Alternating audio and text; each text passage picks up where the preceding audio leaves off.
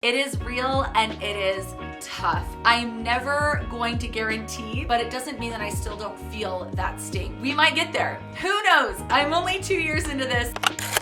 Hello, my friend. Welcome or welcome back. Here, I really like to be positive, encouraging, motivating, find solutions to declutter, overwhelm, and help you minimize and simplify your space. That is my goal. That is the purpose of this channel. But yesterday, I actually stumbled across somebody who was talking on social media saying they had to take a break from this community, the minimalist community, because they were feeling a lot of pressure. They had this idea of kind of perfectionism when it came to minimalism. They were feeling this pressure, and it made me realize that we might need to have a really open discussion about some of the things that are genuinely very hard, specifically to me, about minimizing. And I've had really positive experiences along the way, and overall, this is the best thing I've ever done. Like, this is amazing. It doesn't mean that there haven't been tough things about this process, tough days, tough moments, and things that are overall still a struggle. And I really wanted to get raw and really open up and let you know what those things are. I want to help you ultimately not feel like you're alone in any of the struggles that you might be having when it comes to minimizing or simplifying or just decluttering in general. I want you to know that I am here and I totally understand your struggles. When it comes to holidays and birthdays, I still feel kind of, I guess you call it social pressure to buy my kids more than I know they need. And part of it is because the way we lived before we started minimizing and simplifying is you would get several gifts on your birthday, around 5, and Christmas same, maybe around 5 gifts. And so I feel like there's this expectation. Maybe it's social, but maybe it's just within my own family. There's this expectation that this is how we do Christmas, and I'm afraid of disappointing my family. I'm afraid of disappointing my kids, and it is something that I have to work through, and I've really cut back. I've started giving more consumable gifts. I've maybe given one less gift at birthday or Christmas. And there are minimalists out there that don't give their kids any gifts at all for their birthday, and maybe one gift on Christmas. And I totally see how there is so much value in even that. You could consider that extreme.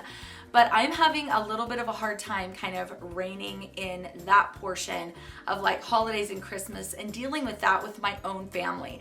So that's something I'm, again, making progress with. I'm getting better, but it has proven to be a bit of a struggle. I know for a fact that I have too much in my sentimental bins. I've kept too much from my childhood. I've kept too many baby clothes that are sentimental. I just have more that I can go through. So when you watch my channel and I give you advice on going through your sentimental items, all of that is totally legit. And I have decluttered so much sentimental stuff. And I have just kept a small percentage of what I had to begin with, but I know I can go farther. But the stuff that I have now is like my favorites of my sentimental items. And some of you could say, just keep it. There's nothing wrong with it. But I want to be able to have such a small amount of sentimental items that I'm actually using or enjoying all of it, like on a regular basis. And I have more than I can reasonably use and enjoy on a regular basis. So I need to go farther. I need to go deeper into those bins and work that out. So I want you to know, if you've got sentimental stuff that's been really hard for you to go through, you are not alone. I still have stuff that I know I can get rid of and that I know I need to go through.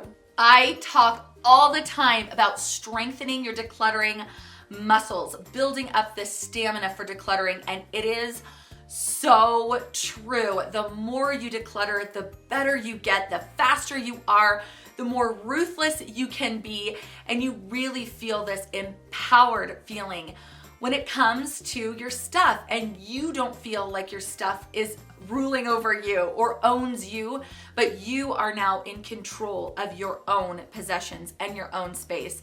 All of that is completely true, and I will always stand by that. But it doesn't mean that decluttering is going to potentially ever be super easy. It has gotten so much easier for me over these past 2 years to declutter and declutter pretty painlessly and get a decluttering project that would have taken me a long time. I can get it done pretty fast these days, but it doesn't mean that it isn't hard.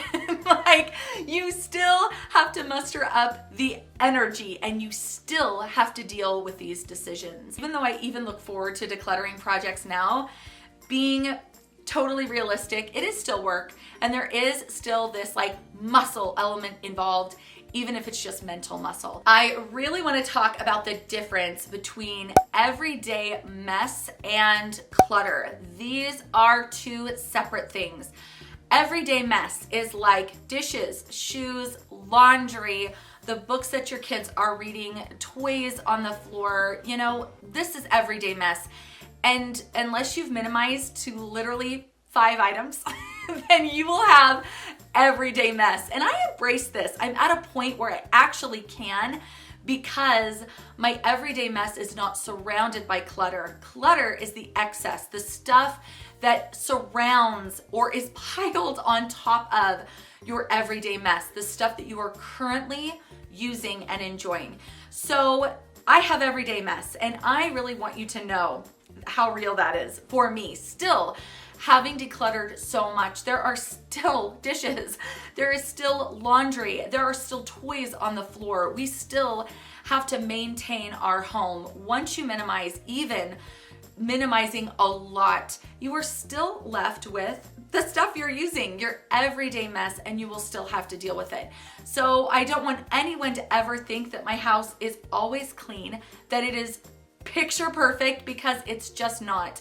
We still have everyday mess, and although we've eliminated the clutter, like I said, and significantly reduced the overall mess in the home, it's still messy. It's still not perfect, and I would never want it to be. I would never want to get to the point where I don't even have everyday mess, because I want my kids to have toys. I want us to have laundry. I really want us to have dishes. I mean, I actually really kind of embrace this everyday mess, but it's not as overwhelming because it's not surrounded by clutter. But know that my house is not perfect. My house is not perfectly organized. My house is not perfectly clean, and everyday mess is normal, and it's good. It is hard to get kids to declutter. Can I just say that? I have given you tons of strategies here on this channel of how to make this easier, different games you can play, different motivators, and yes, all of this helps a lot. But getting kids on board, it is still a tough thing. I am not gonna lie and say that my kids just jump up and say, "Let's declutter today, Mom." No, that is not what happens. It is still a little bit of work to get them motivated to declutter or to even help maintain the everyday mess. So I just want you to know that if you've tried some of my strategies for helping get your family on board to decluttering and you still feel like it's a little bit of a chore to get them to help, you're not alone. If you are struggling with your kids or your family, you're not alone. But I do have several more strategies that I want to share with you about helping get your family on board. So stay tuned for that video. All right, let's talk about decluttering guilt. This is real. It is real, and it is tough. It is so hard when you're looking at items that you have spent money on, and that money represents hard work. Or you're looking at gifts that you were given by family or friends that you really love and respect.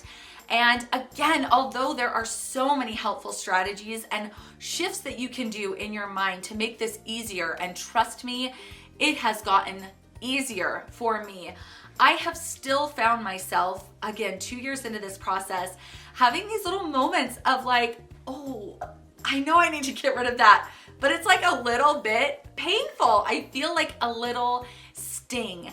I just listened to something really amazing last night, a podcast, and she was talking about how the sting can be a really good motivator, can be a really, really good motivator. I'm actually not going to make a careless purchase next time because look at how much it hurts to realize I've wasted money and now have to go back and get rid of that very thing that I bought. So the sting can be used to actually be a positive influence for us, and it can really turn us around. But it doesn't mean that I still don't feel that sting, even though I can learn from it and it can make me better in the future. I feel it. I do. And I feel it less than I did, but it's still there occasionally when it comes to getting rid of stuff. And I hesitate a little with some things, getting rid of them. So if you feel that little ping of guilt or that little that little sting, feeling like it is kind of hard for whatever reason, financial, sentimental, environmental, to get rid of something, you're not alone. Even people like me who've decluttered 85% and spent 2 years doing this, I still feel it on occasion. So know that you are not alone. I hope you enjoyed this little bit more vulnerable and raw video, and let me know if you can relate to me on any of these topics. Thank you so much for being here, and I look forward to seeing you again soon. Bye.